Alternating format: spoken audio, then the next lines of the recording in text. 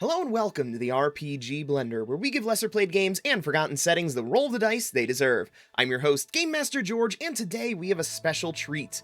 We'll be starting a series looking at an upcoming RPG system which is currently in beta testing. The folks over at Rupture RPG have been kind enough to give me a look at their system, which will be having its Kickstarter launch in August of 2021. You can sign up for their mailing list at www.rupturerpg.com for updates about their progress. In preparation, let's begin our look at this game, see what makes it tick, and find out if it's a game that you would enjoy playing. Now bear in mind, this is a beta product, there may be some changes coming, so keep an eye out for updates once the official version comes out. And of course, the easiest way to do that is by subscribing, so turn on those notifications to be notified when the next parts of the series, or any follow-ups, go live. But if you're watching this from the future, check the cards for a link to any update videos. One last thing, be sure to give our Twitch channel a follow at twitch.tv/rpgblender. On May 7th, we'll be going through some live character creation with this system in preparation for a future adventure. With that out of the way, let's begin our dive into this brand new RPG with Let's Run Rupture Beta, the setting. Like many games, the setting is a mostly optional feature. You can play a game of Rupture using just the gameplay rules with your own setting. However, there is one aspect to the world which connects the setting very closely to the mechanics: the magic. The land of Toro is a magical fantasy setting, with a heavy emphasis on that magic. 300 years before the present day, an event of unknown origin brought increased magic flooding into the world. This rupture altered the world in many ways, the very land itself changing. New creatures were found wandering the world, but perhaps most notably, everyone in the world now found magical energy coursing through them. Creatures found themselves either harnessing this magical energy, be it for traditional spellcasting, or empowering their mundane activities, or were driven insane. And that's about all you need. Roll outro. But seriously, this is the part of the setting which is heavily reflected by the rules of the game, the idea that every creature has some form of magic within it. You can separate out most of the remainder of the setting from the mechanics, but you'll have more of a challenge distancing your game from this central conceit. So, if you want to make your own world, be sure to include magic being present in this way. It doesn't need to be from some cataclysmic event, or even be an important plot point.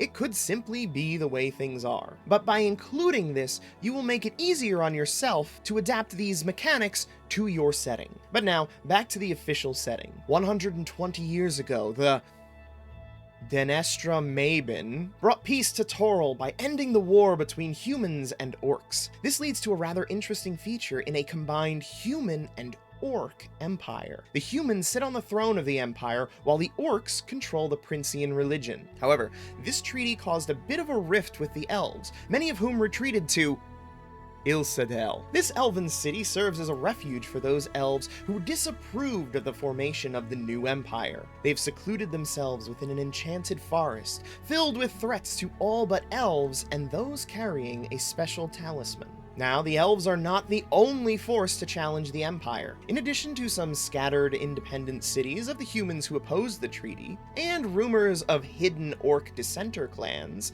there are the dwarves of Highkeep, the Siskra, lizard people, of Sakala, halflings, Himnar, ogres, and many other independent species and civilizations. Stay tuned for some future videos where we'll talk more about these individual species. Despite these various forces, Toro is technically in an age of peace. However, some believe the peace between humans and orcs is a very poor thread, which could snap at any moment. Further, in an effort to impose more control, the Empire has outlawed religions aside from the Princian, and greatly limited magical study. This includes limiting who can learn magic, as well as outlawing certain forms, such as death, time, or chaos. Thus, the Empire has been quickly building into a powder keg, just waiting for the right flame to ignite the next great war. Stemming from the increased magic flowing through the world, there have been other changes to the operations of this daily life. One of the most notable is the monetary system. Because magic has become such a powerful force within the world, money has moved away from a gold standard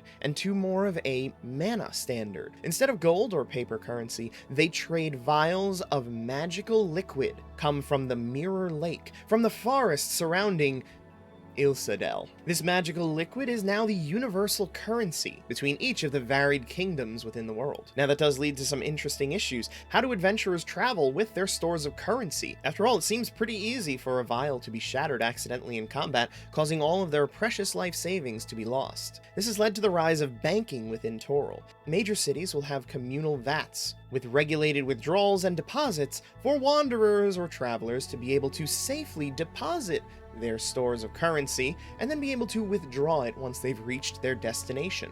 A very interesting system with some interesting hardships that could occur. Money is not the only thing that's changed. Indeed, travel itself has been greatly changed by this rupture. With the rise of elementalists came the rise of the airships. Elementalists figured out how to weave air into wood, and so create flying ships. This, of course, leads to a great increase in shipping, as well as the new market of sky piracy. You'll find large docks within Shildor or Luzia, but every major city will at least be able to accommodate them. Along with that, however, road travel has also been changed.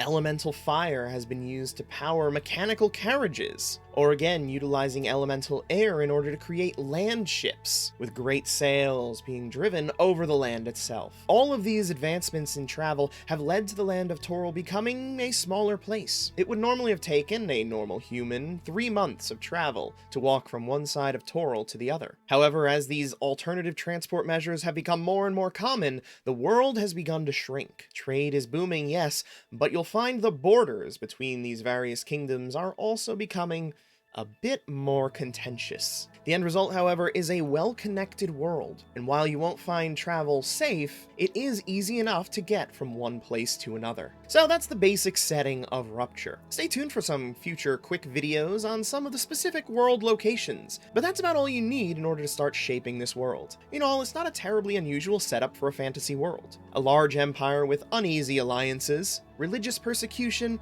and a wide variety of external threats waiting for the moment to strike. But that's not a bad thing. The setting is one that anyone familiar with fantasy tropes will be able to understand and tweak into something fitting to their playgroup. And that is the strength of this system. As you'll see in future segments, this game is about telling stories, not tactical combat. Use the bones outlined here to create a unique world for you and your players. Drawing from inspirations which interest you, you can customize it into something which will engage your specific group of math rock fans. Now let's talk some inspirations for customization. As mentioned, the only part of the setting that I would consider to be fairly vital is the magical nature to all life. With that in mind, what kind of alternate settings could we create with this central conceit? Perhaps we consider the nature of magic. The current state of the world has this magic present in all creatures due to the Rupture event. However, if all magic stems from this single source, then is it all still connected? Does the thread of magic not just reside within each creature,